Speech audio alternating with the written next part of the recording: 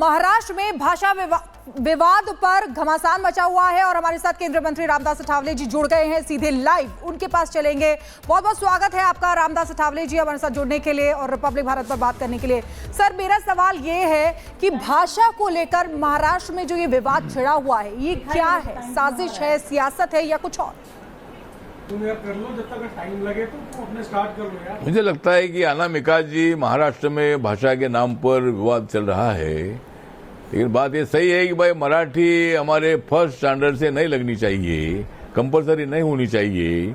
ये भावना खाली उद्धव ठाकरे, राज ठाकरे की नहीं, महाराष्ट्र के अनेक लोगों की वो इच्छा थी और इसीलिए मुझे लगता है कि महाराष्ट्र सरकार ने वो दोनों जीआर रद्द किए हैं। अभी वो विषय नहीं रहा है तो, लेकिन ये उद्धव ठाकरे, राज ठाकरे के साथ आना, इसका मतलब बाला साहब ठाकरे जी के विचार का विरोध करना है, क्योंकि बाला साहब ठाकरे जी ने गुजराती भाषी सेना बनाई थी, हिंदी भाषी सेना बनाई थी, साउथ इंडियन सेना बनाई थी, लेकिन राज ठाकरे जो है, ये राज ठाकरे हिंदुओं को थप्पड़ मार रहा है। मराठी बोलो नहीं तो फिर हम तुमको थप्पड़ मारेंगे। तो अगर ये थप्पड़ मार सकते हैं क्या?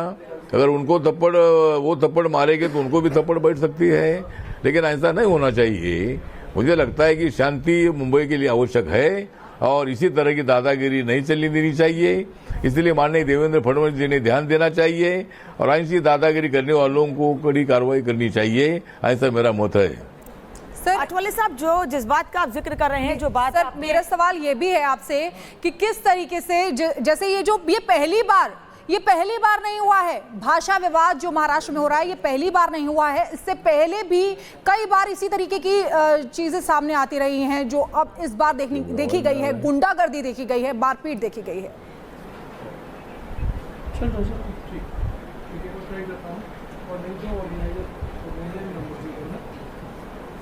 क्या आवाज नहीं आ रही? सर, मेरा सवाल ये है कि ये पहली बार नहीं है, इससे पहले भी कई बार ऐसा हुआ है कि भाषा को लेकर महाराष्ट्र में विवाद होता रहा है। गुंडागर्दी जो अभी सामने आई है वो पहले भी आती रही है।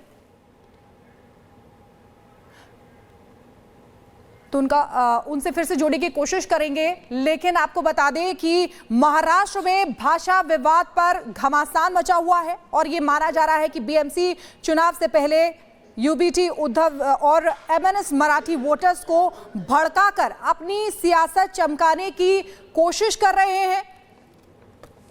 और इसी को लेकर रामदास अठावले जो कह रहे हैं कि भारत अनेक भाषा का देश है। अठावले साहब, जिस कार्यक्रम का जिक्र आपने किया कि कल एक साथ मंच पर आए, सबको यही लगा कि अचानक से ऐसा क्या हो गया, दोनों भाई एक मंच पर आए। उसी पार्टी के नेता उसी मंच से कहते हैं कि मराठी भाषा का अपमान हम स्वीकार नहीं करेंगे और खुले तौर पर उन्होंने इनडायरेक्टली ये कह दिया कि जो कुछ हुआ है वो ठीक है और अगर आगे भी मराठी भाषा का अपमान होता है तो यही स्थिति होगी और ऐसे ही लोगों के साथ मारपीट होती रहेगी। मुझे लगता है कि अनामिका जी मराठी भाषा का कोई अपमान नहीं करते। मुंबई में रहने वाले सभी लोग जो नॉन मराठी है, वो भी मराठी बोलने वाले अनेक लोग हैं।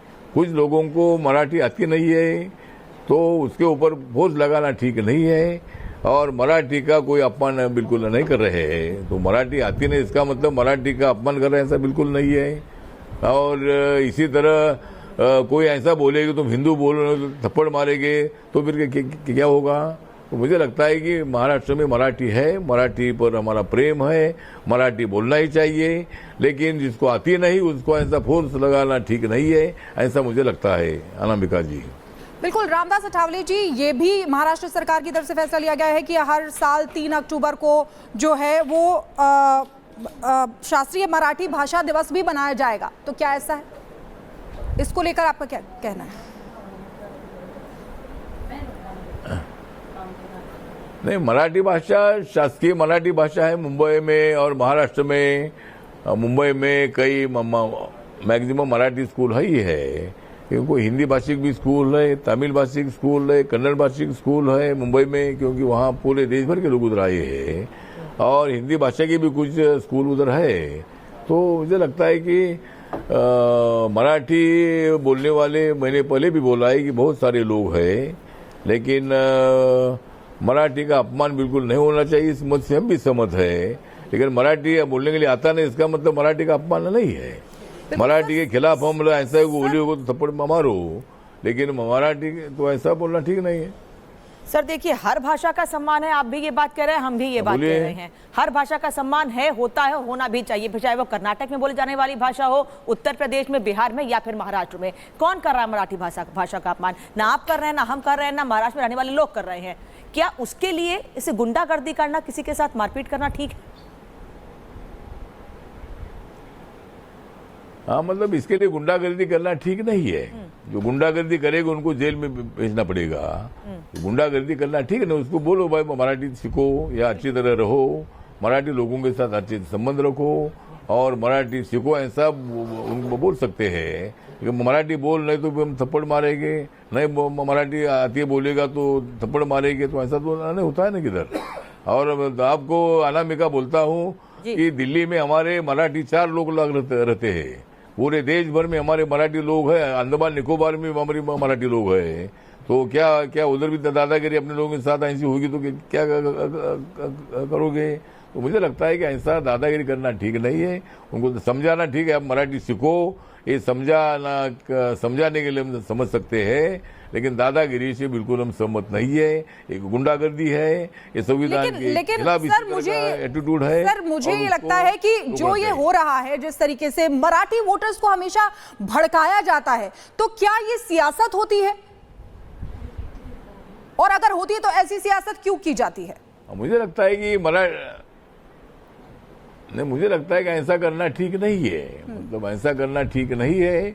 और उद्धव ठाकरे जी को मेरा निवेदन है कि बाला साहब ठाकरे जी ने गुजरात के लोगों की सेना बनाई थी, साउथ इंडियन की सेना बनाई थी, हिंदी भाषी को लोगों की सेना बनाई थी और सब हिंदू के लिए काम करते थे। लेकिन ये लोग हिंदू को थप्पड़ मार रहे हैं, ये हिंदू लोगों पर अन्याय कर रहे हैं। तो मुझे लगता है कि बात अच्छी नहीं है। तो इसीलिए उद्धव ठाकरे ने राज ठाकरे के साथ नहीं जाना चाहिए और उनके साथ अगर जाते हैं तो बाला साहब की विचारधाराओं का अपमान होगा, ऐसा मुझे लगता है। आठवले साहब, एक तरफ तो 4 दिन पहले मारपीट का मामला सामने आता है, एमएनएस राज ठाकरे की पार्टी के लोग मारपीट करते हैं, उसी पार्टी के बड़े नेता के साथ उद्धव ठाकरे मंच पर नजर आते, यानी अपने भाई के साथ में। विरोध करने के बजाय वो कहीं ना कहीं समर्थन कर रहे हैं। उन्होंने कोई सवाल नहीं पूछा, बल्कि वो समर्थन कर रहे हैं इस मारपीट का। ऐसा नहीं लगता है कि उद्धव ठाकरे जनाधार खोते जा रहे हैं, इसलिए वो उनके रास्ते पर चल रहे हैं, उन लोगों के जो लोगों के साथ मारपीट कर रहे हैं, गुंडागर्दी कर रहे हैं?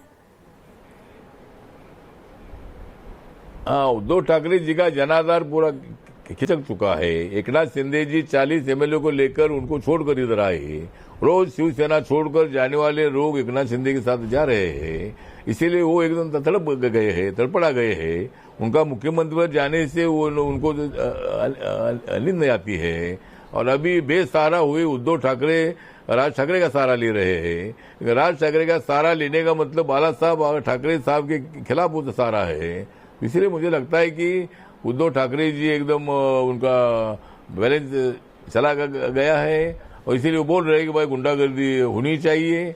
तो ये बाला साहब ठाकरे की विचारधारा के खिलाफ है, ऐसा मैं मानता हूं। ठीक है सर, 20 साल बाद दोनों जो बंधु हैं, भाई भाई हैं, दोनों मराठी बंधु एक साथ आए हैं एक मंच पर 20 साल बाद।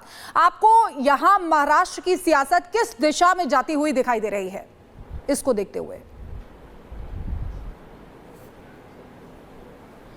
हाँ, मतलब जिस तरह ये इकट्ठ आ गए दो भाई भाई, इकट्ठ आ गए ये दो भाई भाई, क्योंकि मराठी जो मराठी है, ये मराठी का विषय जो है ये अपने सामने आया है। तो ठीक बात है, ये दोनों इकट्ठ आने से अनामिका जी को राजनीति में फर्क नहीं पड़ने वाला है। महाविकास आघाड़ी में फूट हो जाएगी और महायुति की ताकत और भी ज्यादा बढ़ेगी, ऐसा मुझे लगता है। सर, पिछले कुछ दिनों से मामला शांत था, इस तरह की स्थिति नहीं दिखी थी महाराष्ट्र में कि मारपीट की जाए मराठी भाषा को लेकर, गुंडागर्दी की जाए भाषा के सम्मान को लेकर। सब सम्मान करते हैं, मैं बार बार ये बात कह रही हूँ। नहीं लगता है आपको कि बीएमसी चुनाव नजदीक है, मराठी मानुष का वोट मिल सके, मराठी वोट बैंक उन्हें मिले, महाराष्ट्र के लोगों का वोट बैंक वोट उन्हें मिल सके, उसको लेकर इस तरह की बातें, या अपने कार्यकर्ताओं का समर्थन, अपनी पार्टी के लोगों का समर्थन, इसका विरोध नहीं करना राज ठाकरे का? हाँ, मुझे लगता है कि ये तो बात अच्छी नहीं है। मतलब जिस तरह गुंडागर्दी कर रहे हैं, अभी इनका आदेश है, मतलब जो कार्यकर्ता गुंडागर्दी कर रहे हैं राज ठाकरे का आदेश ही है। ये शिवसेना के लोग नहीं कर रहे, जो राज ठाकरे के लोग कर रहे हैं। तो ये लोग मतलब उनको रोकने की आवश्यकता है। सरकार, पुलिस उनको रोकेगी, थप्पड़ मारने वालों को बड़ी सजा मिलेगी और तो ही मतलब ये थप्पड़ मारना बंद होगा, ऐसा मुझे लगता है।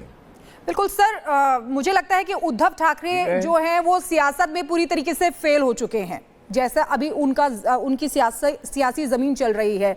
लेकिन वो ऐसा करके मराठियों का जो कोर वोट बैंक है वहां का, वो अपनी तरफ खींचने की कोशिश कर रहे हैं। आपको लगता है कि वो ऐसा करके सफल हो पाएंगे इस चीज में? मुझे लगता है कि ऐसा करने से बिल्कुल सफल नहीं हो पाएंगे, क्योंकि जो मराठी होट है, ये मराठी होटों से मुंबई में नॉन मराठी लोगों का होट ज्यादा है।